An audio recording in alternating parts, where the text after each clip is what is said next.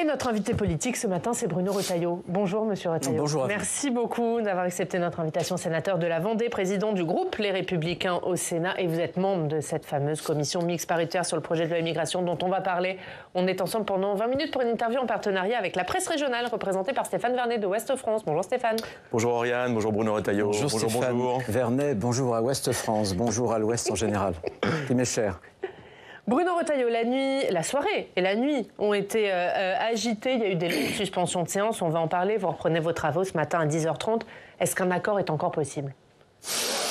Tout est possible. À vrai dire, tout est possible. Ce qui a causé ce trouble hier, ce n'est pas un caprice de tel ou tel. C'est tout simplement qu'en arrivant à la commission mixte paritaire à 17h, j'ai vu que le gouvernement ne tenait pas ses engagements. Après 3 réunions à Matignon, qui ont duré longtemps, qui ont duré plusieurs heures, et après toute une journée où j'ai tenté, par des échanges notamment de rédaction, de versions, sur la question des prestations sociales, qui est clé pour moi. Elle est clé pour moi parce que les Français en ont marre de payer toujours plus pour avoir toujours moins de services. On pourra parler de l'AME tout à l'heure. Quand j'entendais l'information que les complémentaires vont augmenter de plus de 8%, en 2024, vous croyez que les Français, qui sont de moins en moins bien soignés, qui payent de plus en plus, ils vont supporter longtemps que certains, avec des filières, vivent au crochet du système. Donc pour moi, c'est quelque chose de capital.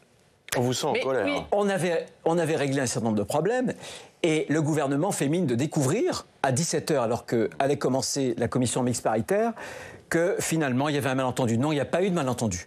Le texte du Sénat, il est clair. Il n'y a qu'un texte, démocratiquement.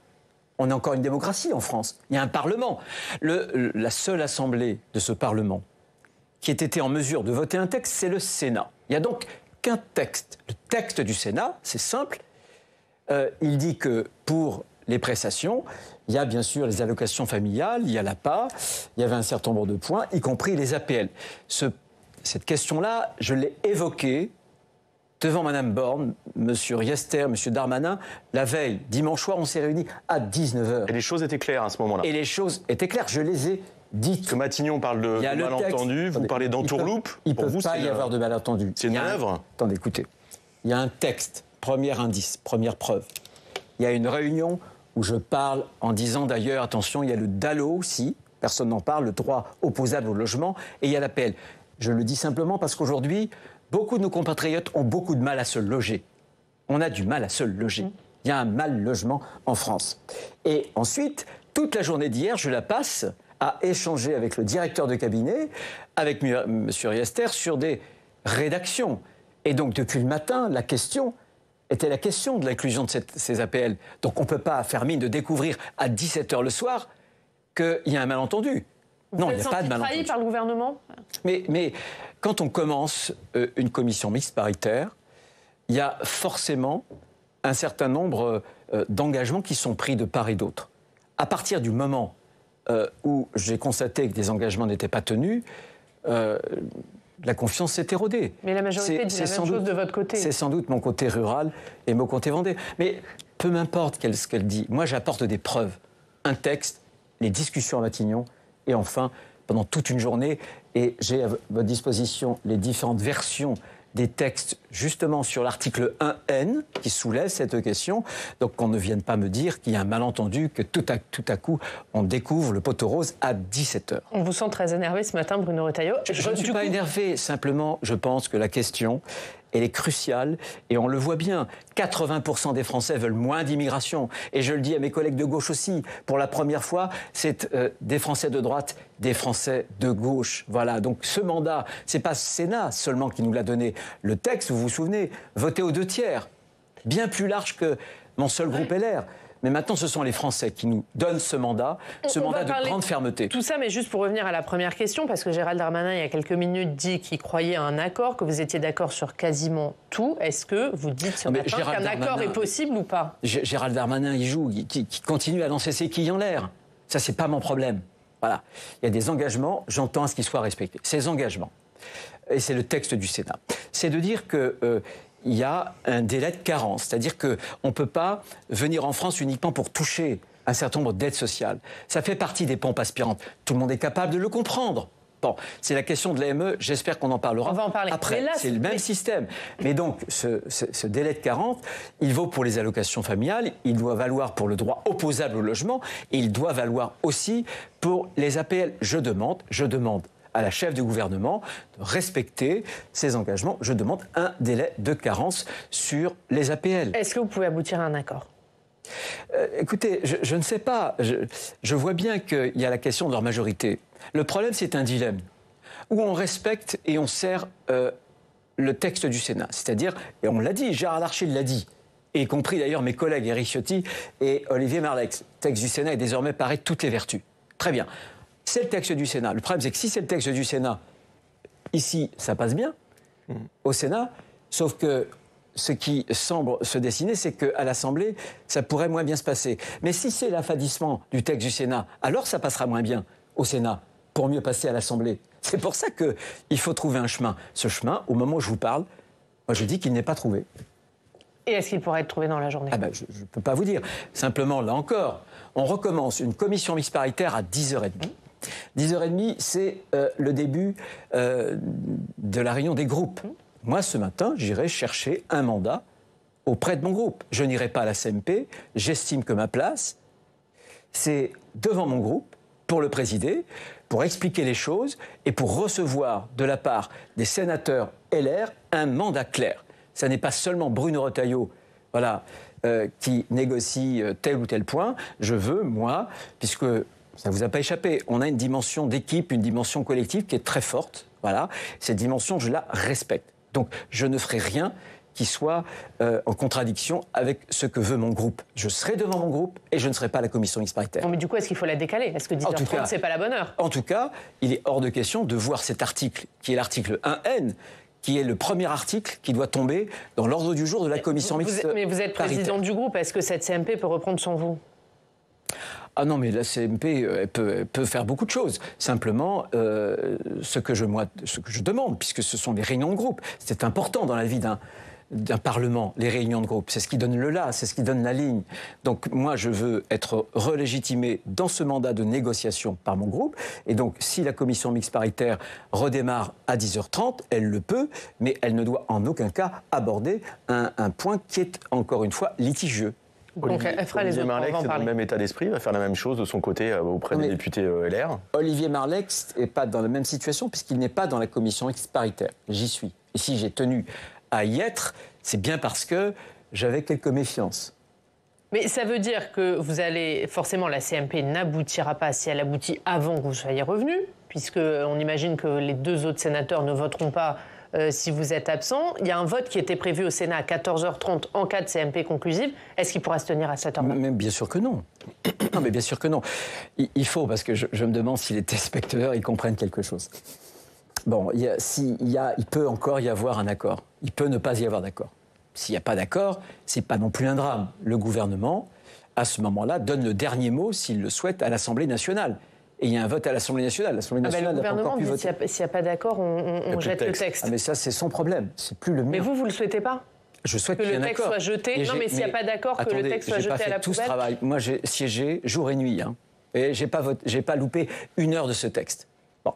Donc, et ensuite, j'ai assisté à toutes les réunions à Matignon pour tenter de dégager un accord pour l'intérêt général, pour avoir un texte qui soit le plus fort possible. Mais il ne faut pas que ce soit un texte mollasson. Ma crainte derrière, bien sûr, c'est l'écriture du texte. Mais même s'il y avait un texte, faut-il qu'il y ait la volonté d'appliquer fermement les textes ? Fermement.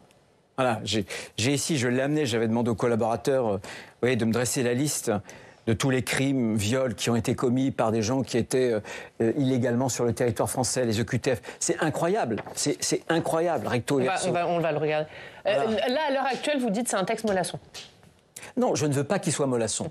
Il y a des points qu'on a acquis hier, par exemple, sur les quotas, sur le resserrement des conditions familiales, sur le rétablissement du délit de séjour. Voilà, le délit de séjour irrégulier. Mais on a fait une quinzaine d'articles. Il y en a pratiquement une centaine, un peu moins. Donc il y a encore du chemin.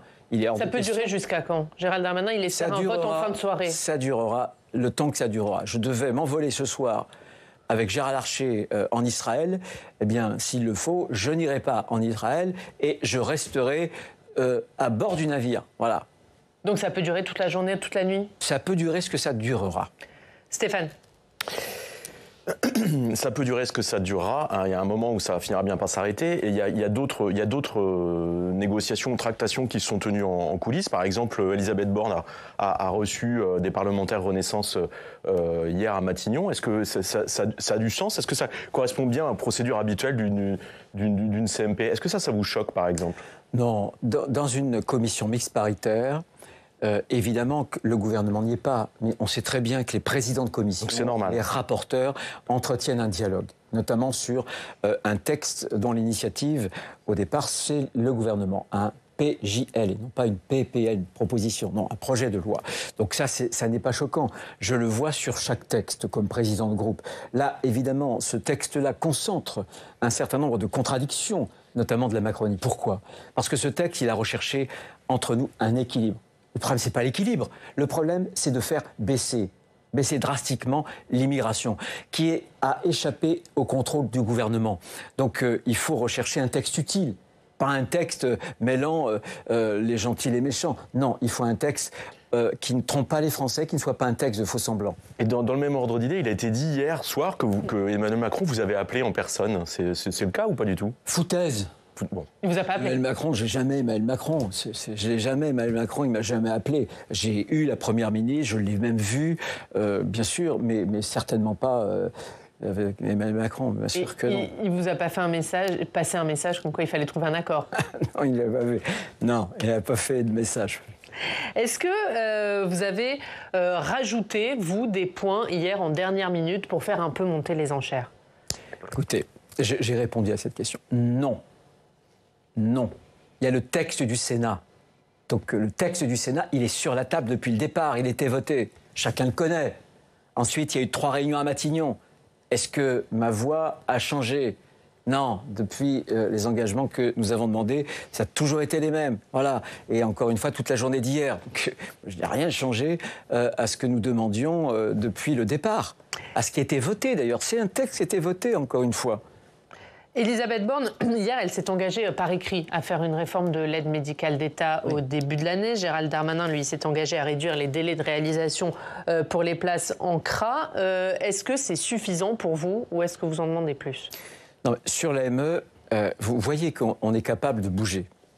Pourquoi est-ce que sur l'AME, on s'est rallié, on a fait cette proposition? Tout simplement parce qu'on savait que le Conseil constitutionnel, à tout coup, allait censurer. Donc on perdait tout. On perdait l'AME. Or, l'AME, là encore, et le fameux rapport Évin Stefanini le dit, nous sommes de toute l'Europe le pays le plus favorable. Première chose. Et deuxième chose, l'aide médicale d'État, comme elle fonctionne aujourd'hui, est une aide au maintien de la clandestinité. Là où ils se trompent, sans doute qu'ils ont voulu faire plaisir à ceux qui commandaient le rapport, quand ils disent que tout est sous contrôle. Bien sûr que non. On a pris 100 000 bénéficiaires en plus en quelques années, 100 000.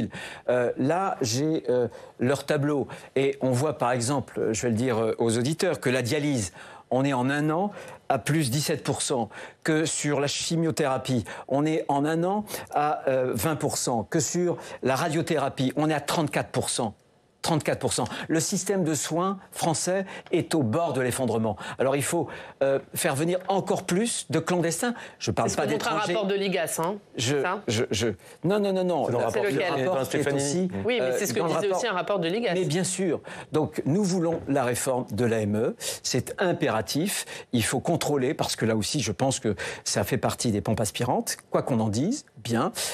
Et donc Gérard Larcher a reçu hier une lettre de Madame la Première ministre qui s'engage dans les tout premiers mois de l'année prochaine à inscrire un PJL à l'ordre du jour. Mais sur quelle de loi. Ouais, juste sur quelle réforme? Parce qu'on entendait Gérald Darmanin dimanche, il disait « Moi, je ne pense pas que le problème, ce soit le panier de soins, le problème, c'est le statut de ceux qui sont à la... » C'est le problème du panier de soins. Écoutez, les paniers de soins pour des clandestins, c'est le même que pour des Français qui payent. Sauf 2 choses. Les cures, bon, on imagine mal qu'on paye une cure thermale quand même, ou la PMA. Pareil, on ne l'imagine pas. Voilà. Donc c'est un problème de panier. Pourquoi est-ce que tous les pays, est-ce que vous pensez que l'Allemagne, la Suède et les autres pays d'Europe sont plus inhumains qu'en France? Ils n'ont pas plus de problèmes de santé publique.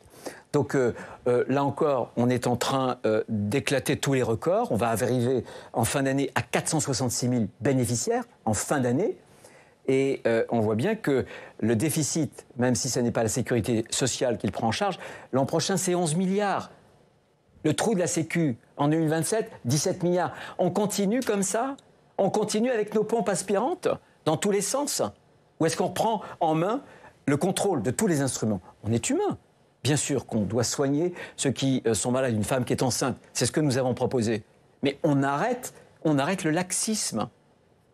Le Rassemblement national, vous les avez sans doute entendus depuis hier soir, dit que ce qui se passe, c'est une victoire idéologique pour eux. Est-ce que vous avez le sentiment de faire le jeu du RN? Mais le Rassemblement national, eux, essaie de courir après nous. Ça fait des années, vous êtes bien placé, je suis à Public Sénat. Vous savez parfaitement que la réforme de l'AME, on l'a même fait voter dans le cadre des projets de loi de finances il y a plusieurs années. Les rapports de François-Noël Buffet, ça fait des années. On n'a pas changé de pied. Voilà. Simplement, ceux qui font le jeu... Et sur les prestations sociales? Ceux qui font le jeu du Rassemblement national, c'est ceux qui pratiquent la politique de l'autruche. Vous savez pourquoi les Pays-Bas, il y a quelques semaines, ont vu la victoire aux législatives de l'extrême droite? Parce que les Pays-Bas ont accueilli 400 000 immigrés l'an dernier. Rapporté à la population française, c'est comme si la France avait accueilli 1,6 million immigrés. Ça ne tient pas. Et à chaque fois, il y a un lien entre, une relation directe entre le résultat des démagogues et la non prise en compte de ce que demande le peuple, la maîtrise de l'immigration. Quand un gouvernement ne durcit pas ses instruments de législature, juridique, eh bien, à tous les coups, dans les urnes, les peuples se révoltent. Eh bien, moi, je ne veux pas en arriver là. Est-ce que vous êtes d'accord sur la stratégie et sur ce qui s'est passé hier avec vos alliés centristes? Est-ce que vous avez parlé avec Hervé Marseille? Alors, vraiment, je veux le dire ici, que c'est vraiment pas ni Hervé Marseille, ni Philippe Bonnecarrère qui nous ont posé des problèmes. Je veux vraiment les remercier parce que on a des différences entre nous. On est à droite, ils sont au centre. On a fait un texte ensemble qui est un texte quand même très très ferme. Et j'imagine que pour eux aussi, ça n'a pas toujours été simple. Et Hervé, on a toujours été dans un dialogue. Hier encore, hier soir tard. Non, croyez-moi que ce sont des partenaires alliés qui ont été parfaitement fiables et amicaux dans cette période. Il disait hier soir, Hervé Marseille, c'est pas l'affaire des appels qui va faire capoter l'accord. Si on n'est pas foutu de trouver une solution, c'est qu'il y a un problème institutionnel. Vous êtes d'accord avec ça? Oui, je veux rajouter un point. Peut-être que c'est une révélation d'ailleurs. Lorsqu'il s'est agi, lorsqu'il y a un peu plus de 8 jours, il y a eu cet échec à l'Assemblée nationale avec le vote de la motion de rejet. Les deux présidents des deux assemblées, Yael Braun-Pivet pour l'Assemblée nationale et Gérard Larcher, ont conseillé au chef de l'État de faire passer un peu de temps, de tenir une CMP si la CMP devait être tenue, non pas dans la précipitation, mais plutôt au mois de janvier, pour donner du temps au temps, pour qu'on arrive à travailler convenablement, pour qu'on puisse par petits pas essayer de dégager un accord. Le chef de l'État en a décidé autrement. Il a précipité les choses. Le problème d'aujourd'hui, et c'est sans doute ce que voulait dire aussi Hervé Marseille, parce qu'on en a parlé hier avec Gérard Larcher dans son bureau, c'est que cette précipitation, en réalité, est un frein pour trouver des accords. Quand vous précipitez les choses, je vois bien le pari qu'il y a derrière. En précipitant, il s'est dit, bon, ma majorité devra accepter et mes oppositions aussi le fait accompli. C'est ça le pari initial. Donc c'est la volonté de précipitation d'Emmanuel Macron qui conduit ce matin au blocage et peut-être ce soir à l'échec? Je ne suis pas aussi affirmatif que ça. Je dis que dans le contexte que nous vivons aujourd'hui, cette précipitation n'a pas été une aide pour dégager une voie de passage, c'est tout. Est-ce que je peux poser la question autrement? S'il y a vous n'avez pas besoin de me demander une autorisation pour me poser des questions. S'il y a une volonté d'aller aussi vite, etc., d'où vient le blocage? Est-ce que c'est pas aussi parce que le gouvernement ou l'exécutif redoute la réaction de sa propre majorité? Si, bien sûr, si. C'est de là que vient le blocage finalement? C'est-à-dire que la peur de ne pas réunir le quorum nécessaire à l'Assemblée pour voter le texte in fine? Je pense que le quorum, qu'en tout cas, pour ce qui concerne, en discutant avec Olivier Marleix et avec Éric Ciotti, je vois bien qu'une très très grande majorité de notre groupe LR sera prêt à voter un texte. À l'Assemblée, les députés LR vous suivront? Oui, bien sûr. Il n'y aura pas de défection? Il y aura peut-être 2, 3 ou 4 défections. Rien du tout. Rien du tout. Donc rien à voir avec la vingtaine qu'il y a eu pendant la réforme des retraites? Le problème, c'est pas l'air. Mais vous savez, depuis le problème, c'est qui alors? C'est Renaissance, c'est le MoDem. Depuis le début, moi, ce que j'ai vu, c'est que ce texte c'est le texte de l'en même temps. On tente de faire plus de régularisation avec plus d'expulsions. Mais ça marche pas. Nous, la régularisation... C'est la fin du en même temps. On est arrivé. C'est la fin du en même temps, bien sûr. Voilà. Le en même temps, ça précipite la France dans l'immobilisme. Ça précipite les Français dans la désespérance, au sens d'être privés d'une espérance, privés d'espoir, au sens de l'anxiété. Vous savez, dans un monde qui va si mal, où tout bouge, quand vous avez un président de la République où les repères changent tous les jours, sans ligne très très stable, c'est une présidence anxiogène, évidemment. Mais si on est arrivé au bout d'un système où on est dans une espèce de crise institutionnelle, telle qu'évoquée par Hervé Marseille hier, ou ce que vous êtes en train de nous dire ce matin, est-ce que ça veut dire quoi? Ça veut dire qu'il faut changer de Premier ministre, il faut dissoudre l'Assemblée? C'est quoi les pistes derrière pour relancer la machine? Moi, ce que j'observe, c'est que Emmanuel Macron pratique une forme d'antigaullisme. C'est-à-dire qu'il ne va pas... Il a des instruments que lui confère la Constitution, il use, il en abuse. Le 49.3, et je pourrais parler d'ailleurs de ce qui s'est passé aussi sur le projet de loi de finances, parce que, y compris les apports du Sénat ont été parfaitement négligés. Donc, c'est un 49.3 brutal qui n'entend transiger avec aucune des assemblées. Or, c'est le Sénat... Ça a joué, ça, quand même, le fait que vos apports n'aient pas été repris dans le budget? C'est dans la toile de fond. Ça a joué sur ce qui s'est passé hier? Ce que je veux dire, je m'explique, c'est que il use et il abuse des instruments les plus coercitifs de ce qu'on appelle le parlementarisme rationalisé, et en même temps, il refuse le référendum, il refuse d'aller au peuple, ou alors il invente des procédures, les conventions citoyennes, un conseil national de la fondation, un grand débat, les rencontres de Saint-Denis, je ne sais quelle autre initiative de grande ampleur au mois de janvier. C'est une forme d'antigaullisme, c'est une forme de pratique de la Constitution qui n'est pas fidèle avec son esprit. Juste pour revenir du coup à cette CMP, bon, vous nous dites quand même que c'est une toile de fond. Ça veut dire que ça a quand même un peu joué, que le fait que vos arguments, vous devriez du budget n'aient pas été poser cette question, invitez-le à Gérard Larcher. Et il vous dira, pour l'instant, il se tait pour donner toute sa chance à la commission mixte paritaire sur le texte migration. Quand il sera libéré, s'il l'est de ce poids-là, il pourra vous en discuter très très librement et il vous dira le fond de sa pensée sur ce qui s'est passé sur le 49.3 et sur le PLF. Quelle est la vôtre du coup? Pardon? Quelle est la vôtre? Parce que j'imagine que vous avez à peu près la même. Elle est la même que la sienne. Oui, d'accord. Donc, on ne saura pas. Je viens de l'exprimer. Juste, pour revenir juste à ce qui va se passer ce matin, donc on a bien compris qu'il y avait un boclage sur la question des APL. Est-ce que, sur le reste, il y a d'autres points bloquants ou pas? Il y a beaucoup de points qui sont bloquants. La logique du Sénat, encore une fois, c'est moins d'entrées, plus de sorties. Moins d'expulsions, notre article 4 bis, pas de droit opposable, pas de fraude à la... comment dirais-je, de fraude et donc de prime à la fraude sur les clandestins. Ça, c'est pour les régularisations. On a verrouillé vraiment l'article 4 bis. Là encore, il faut plus d'expulsions, plus d'interdiction du territoire français. C'est l'article 9, l'article 10, on sera intransigeant. Donc l'article 4 bis, c'est bon. Sur la régularisation dans les métiers en tension, on ne bougera pas, on va le durcir, notamment pour faire rentrer le casier judiciaire sur les condamnations. Mais l'article 10 n'est pas négociable, pas de droit opposable pour un clandestin. Là, encore une fois, la fraude ne doit pas payer. Et là-dessus, l'accord n'est pas trouvé? Des expulsions, j'espère que si, mais aujourd'hui, comme les accords sont remis en cause, je ne peux pas y mettre ma main au feu. Ensuite, les expulsions, je viens d'en parler. Et enfin, les pompes aspirantes. C'est le modèle social français, trop généreux. On veut réduire l'attractivité sur l'AME, les étrangers malades ou encore sur les prestations sociales. C'est aussi le code de la nationalité, la déchéance de la nationalité pour les binationaux quand ils ont assassiné un policier ou un gendarme, c'est normal.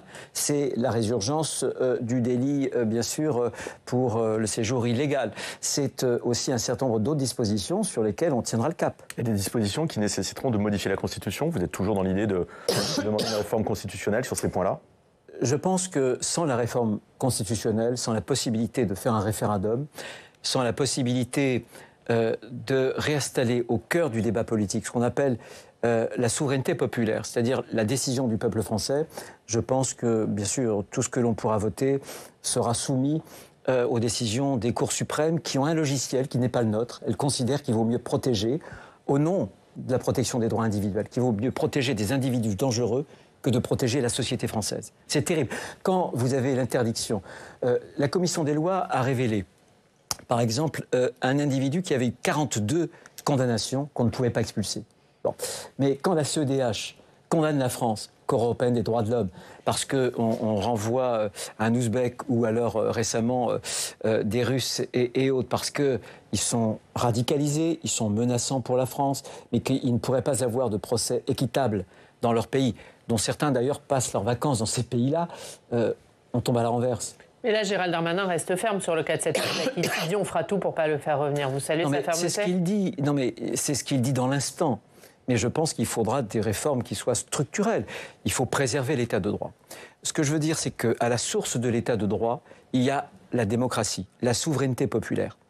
Certes, une majorité ne peut pas écraser le droit, mais le droit ne peut pas non plus écraser la position d'une majorité. C'est pour ça qu'il faudra un référendum, en tout cas le recours facilité au référendum. C'est pas par les conventions citoyennes, c'est pas par les bidules et les machins que nous invente le président de la République tous les 2 mois qu'on parviendra à renouer une confiance et à restaurer en réalité la démocratie de notre pays. Et vous l'avez redemandé à Emmanuel Macron, cette réforme constitutionnelle, vous lui avez écrit une lettre, mais comment vous comptez la faire passer ? Vous avez déjà essayé à l'Assemblée nationale, le texte a dû être retiré avant la fin de l'examen, et au Sénat, vous avez dû même le retirer avant le début. Bien sûr, bien sûr.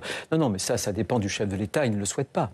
Il ne le souhaite pas, c'est en cela que je disais que sa pratique de la Ve République n'était pas du tout gaullienne, ni gaulliste. Vos alliés centristes non plus ne le souhaitent pas. Bien vous avez été mis en minorité ici au Sénat. Ça fait partie des points de divergence. Mais vous savez, je ne suis pas un illibéral. Juste un mot. Quand Édouard Balladur s'aperçoit que le Conseil constitutionnel, en 93, présidé par M. Badinter, veut appliquer de façon très laxiste une directive européenne, il dit non. Ce que vous dites là, le Conseil constitutionnel, c'est pas ce que dit le Constituant, et il va faire une révision de la Constitution qui va contredire la décision du Conseil constitutionnel. Monsieur Balladur était-il un dangereux illibéral ? Non. Je pense qu'aujourd'hui, la dérive que je vous ai décrite avec cette exaltation des droits individuels au mépris du cadre collectif, l'intérêt particulier plutôt que l'intérêt général, est en train de corroder nos équilibres démocratiques. Les Français veulent un texte avec plus de fermeté. Est-ce qu'en cas d'échec dans la journée, ce soir, demain, vous craignez de le payer, de le payer politiquement ? Non, mais les Français veulent un texte, mais ils veulent un texte de fermeté. Les Français ne veulent pas un texte mollasson. Voilà. Les Français veulent qu'on puisse reprendre des instruments juridiques. Il y a beaucoup de mesures de fermeté qui ont été acceptées. Oui, est-ce que vous n'avez pas peur d'aller trop loin et de faire céder la corde ? C'est une cohérence et, encore une fois, tout se tient. Les questions, je le disais tout à l'heure, en matière, par exemple, le retour du dispositif Pasqua. Un étranger qui naît de parents étrangers en France ne doit pas devenir par hasard français. Il doit y avoir un consentement, une manifestation de sa propre volonté, etc. Ce n'est pas des choses qui sont des choses époustouflantes. D'autres pays le font. Moi, mon souci, vous voyez, c'est que la France, de tous les pays européens, sur beaucoup de points, elle est la mieux-disante. Je voudrais au moins que la France demain ne soit pas la mieux-disante, mais revienne dans la moyenne européenne et ne se fasse pas connaître des filières de l'immigration comme le bon élève, le pays où on est le bienvenu, où il y a le carnet de chèques et les Français sont là que pour payer des cotisations, des impôts, de plus en plus. Voilà. Il n'y a pas de volonté des LR d'humilier le gouvernement parce qu'on a le sentiment que du coup le texte est à votre main. Non, écoutez, je parle d'engagement. C'est mal me connaître que de penser que je souhaite humilier quiconque. Je veux simplement que les engagements soient respectés. Je veux simplement qu'on aboutisse ensemble à un texte qui soit un bon texte. Je le redis aujourd'hui, et ce texte-là, il a été voté par les macronistes. Il a été voté par les Horizons au Sénat, bien au-delà de notre majorité à nous et de mon groupe à moi. Donc qu'on ne vienne pas me dire qu'il est invotable, qu'on ne vienne pas me dire que c'est un texte pour les fous furieux. Il a réuni, vous vous rendez compte, très peu de textes réunissent une telle majorité. Les 2/3 de l'Assemblée sénatoriale, les 2/3. Merci Bruno Retailleau. On suivra évidemment ce qui se passe aujourd'hui autour de cette commission mixte paritaire. Stéphane, la une de Ouest France, tout autre sujet. Les États du Pacifique Sud, entre fragilité et rivalité. À la une de votre journal. Merci beaucoup. On passe au Club des Territoires. On continue de parler de cette loi immigration.